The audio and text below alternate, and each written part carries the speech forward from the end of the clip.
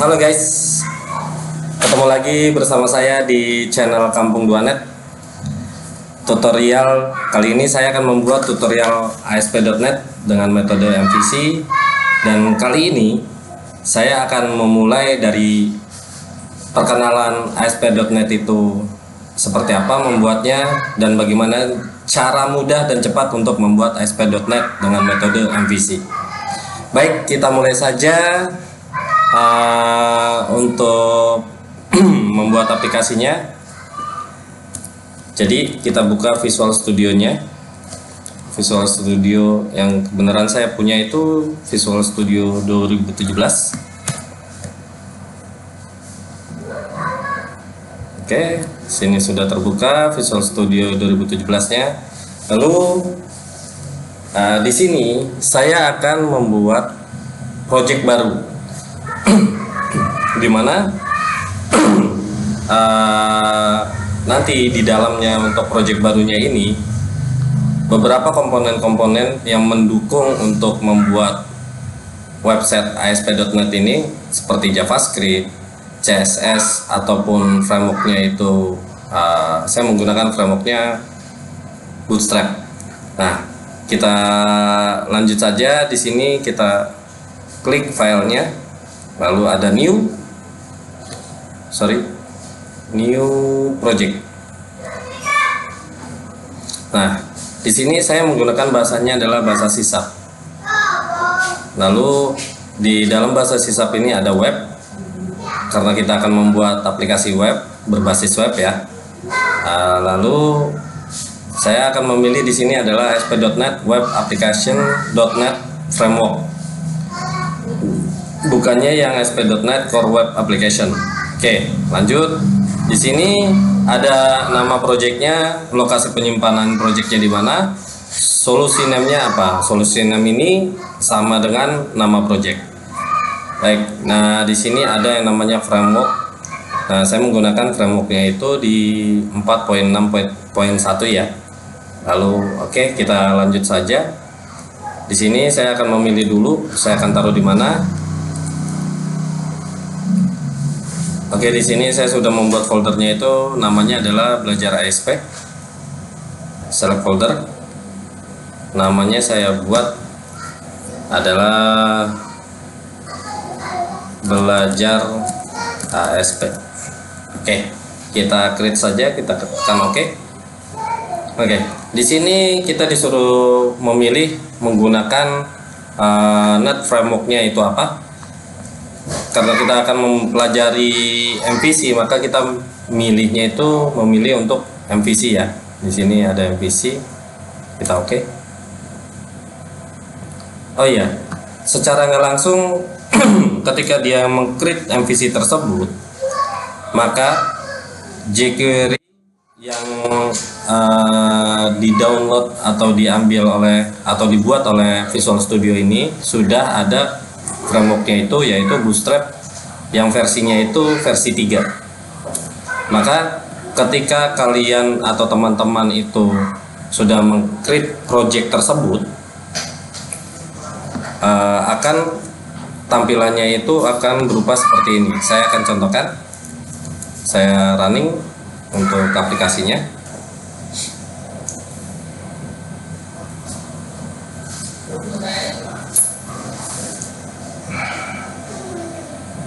Ya, rada lama ya, karena kan dia harus membuat atau rendering ya, menjalankan aplikasi plus dimana dia membuat virtual untuk menjalankan webnya tersebut, atau seperti exam ya kalau di PHP.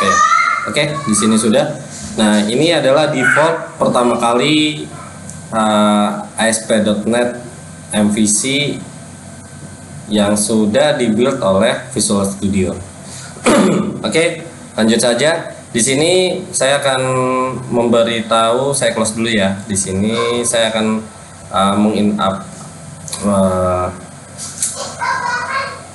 saya akan memberitahu di sini di kanan, dan nanti di kanannya teman-teman itu di Visual Studio-nya teman-teman akan ada yang namanya Solution Explorer.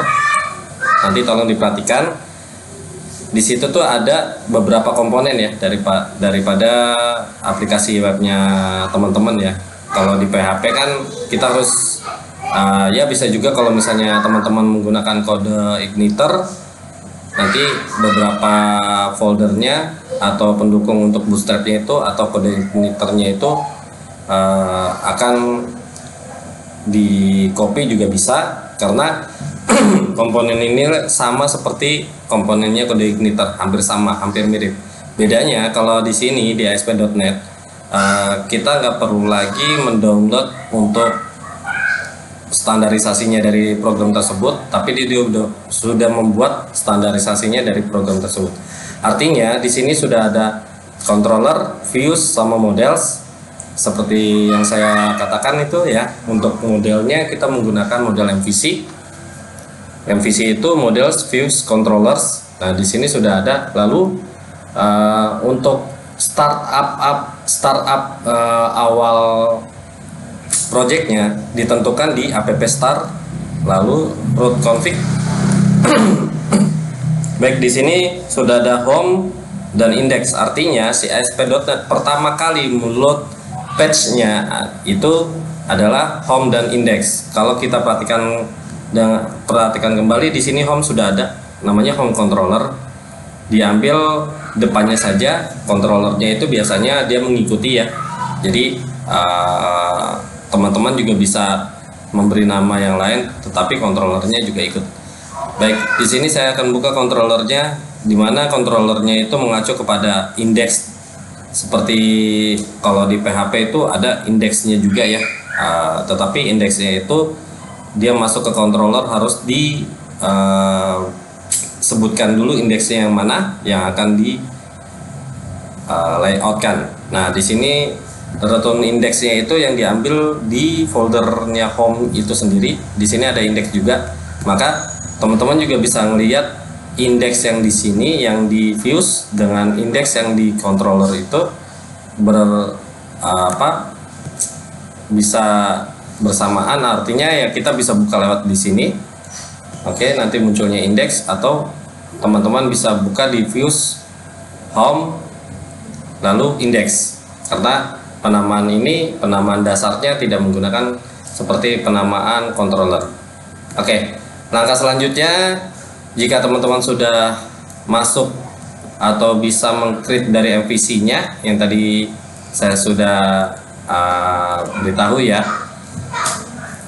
langkah selanjutnya teman-teman mempersiapkan komponen-komponennya itu berupa JavaScript atau jadi di ASP ini, atau teman-teman misalkan mau mendesain suatu web, harus membutuhkan suatu komponen penunjangnya itu seperti CSS atau font awesome atau jQuery atau Ajax ya. Nah di sini teman-teman bisa cari di ASP itu tanpa harus di browse ya, nge-browse ke Google atau Internet Explorer. Di sini ASP.NET sudah menyediakan sebuah Nugget package, di mana Nugget package itu digunakan untuk mengambil beberapa komponen untuk mendukung daripada kebutuhan yang teman-teman inginkan.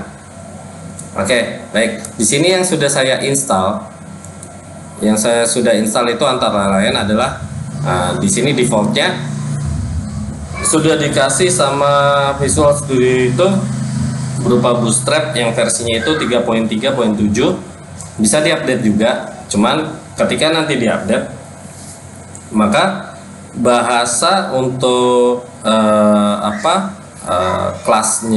kelasnya dari Bootstrap tersebut berbeda dengan versi 4.4.1 berbeda dengan versi 3.3.7. Lalu di sini kita sudah juga di-downloadkan oleh si Visual Studio-nya itu jQuery di versi 3.3.1. Bisa diupdate seperti yang saya bilang tadi, bahwasanya nanti akan ada perubahan atau fitur tambahan atau suatu SOP baru dari jQuery yang telah diupdate.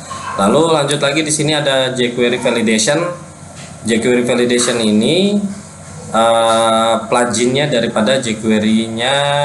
Jadi ini tuh diperuntukkan untuk ketika teman-teman itu melakukan atau membuat form, maka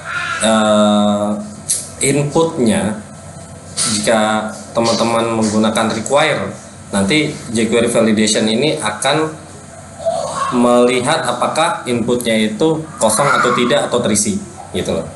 Nanti kalau ketika misalnya inputnya itu kosong, maka dia akan meminta bahwa inputnya itu tidak boleh kosong atau null. Oke, lanjutnya lagi di sini banyak ya, ada Microsoft ASP.NET MVC, lalu Razor, terus lalu di sini ada web optimization dan lain-lain ya, model design dan lain-lain. Oke, yang belum ada di sini antara lain, saya akan mendownload beberapa komponen-komponen buat kita belajar lebih lanjut lagi ya. Antara lain di sini saya akan buat, yang belum ada adalah select 2. Nah, jika teman-teman mau menanyakan apa sih itu select 2 gitu ya. Jadi kalau select 2 ini diperuntukkan untuk drop down list. Nah, di mana select 2 ini bisa dikombinasikan dengan JavaScript menggunakan Ajax untuk mengambil suatu data drop down-nya dari database seperti itu. Nah, oke, kita install saja di sini untuk select 2-nya.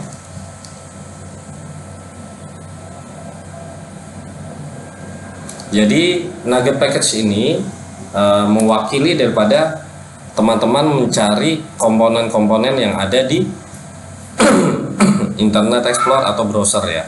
Oke, di sini sudah kita dapat select 2-nya. Lalu yang belum itu di sini yang saya belum install adalah font awesome-nya. Mungkin teman-teman akan bertanya apakah Bootstrap itu mengincludekan font awesome-nya di dalamnya. Bisa jadi, tapi lebih baik teman-teman untuk menjaga supaya komponen ini ada, kita download juga, karena di sini keterangannya ketika dia belum ada tandanya panah ke bawah, maka tandanya bahwa komponen ini belum terdownload oleh kita atau belum punya kitanya. Oke, kita download saja, install. Saya biasanya menginstal daripada ketiga daripada font awesome ini, walaupun sebenarnya sebenarnya sama, tetapi ada beberapa komponen yang di font awesome yang satu dengan yang lainnya itu tidak ada, di font awesome yang sini ada, seperti itu, supaya tidak terjadinya miss dalam pembuatan aplikasi program ASP.NET ya. Jadi saya download tiga-tiganya.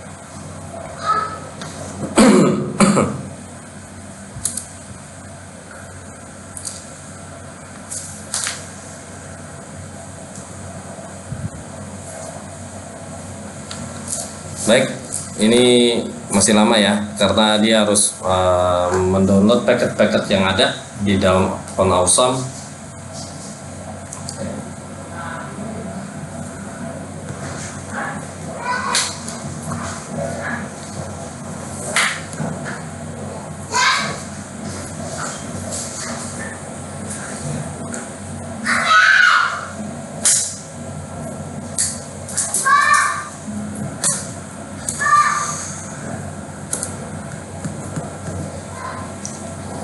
Oh iya, untuk teman-teman yang belum subscribe channel saya, silakan subscribe, karena subscribe itu gratis. Sekaligus ya teman-teman membantu saya untuk meneruskan pelajaran ASP.NET ini, atau teman-teman juga bisa bertanya kepada saya di komen saya di bawah. Saya akan menjawabnya secara cepat. Jadi ketika teman-teman punya pertanyaan yang lain, nanti saya akan membuatkan suatu konten yang sekiranya teman-teman punya masalah, misalkan Bang, ini saya nggak bisa menampilkan gambar di ASP.NET seperti apa ya. Nah, nanti saya akan memperagakan atau membuat konten kembali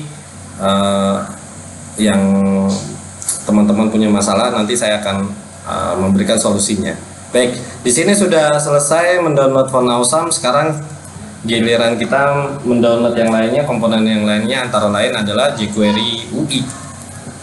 Apa tuh jQuery UI? sama seperti yang tadi jQuery validation, dia itu berupa jQuery yang sifatnya adalah plugin diperuntukkan untuk Ajax-nya ya, jQuery UI itu. Jadi yang saya download adalah ini jQuery UI combination. Nanti kita sama-sama mencoba gunanya untuk jQuery UI itu apa, atau jQuery yang versi 3.3.1-nya itu apa, atau yang lainnya. Oke, kita download saja.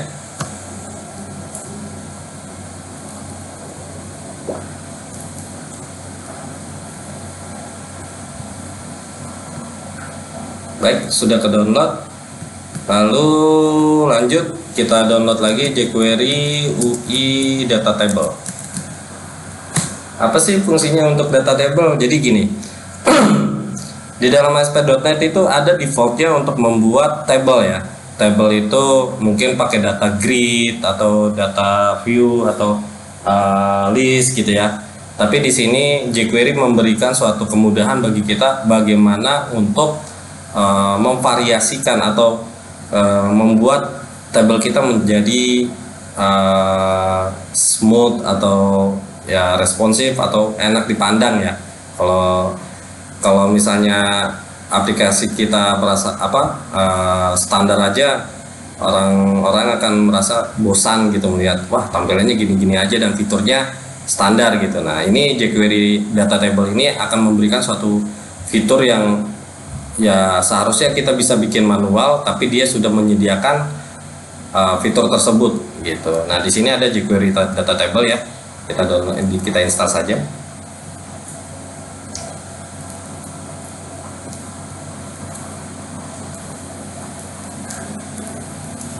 Baik, di sini untuk CSS-nya dan script JavaScript-nya sudah di-copy oleh Visual Studio itu sendiri, karena Nugget Package itu akan memasukkan scriptnya atau komponen pendukungnya itu langsung ke masing-masing folder yang sudah disediakan. Baik, untuk jQuery data table sudah dimasukkan. Lalu sekarang kita akan mendownload yaitu data picker, data picker. Apa sih data picker itu? Data picker itu sebagai komponen yang mendukung untuk kita membuat atau memilih tanggal secara visual ya, tidak mengetik misalkan tanggal sekarang itu di tanggal 8 bulan 5 tanggal 8 bulan 5 tahun 2020, jadi diketik gitu. Kalau di data picker itu Anda tinggal memilih saja seperti kalender ya. Jadi kalendernya drop down itu nanti pada saat teman-teman ngeklik daripada inputnya itu, input formnya itu akan muncul seperti kalender. Nanti bisa dirubah tahun, bulan, dan tanggalnya secara terpisah atau masing-masing. Oke, sekarang komponennya kita install saja.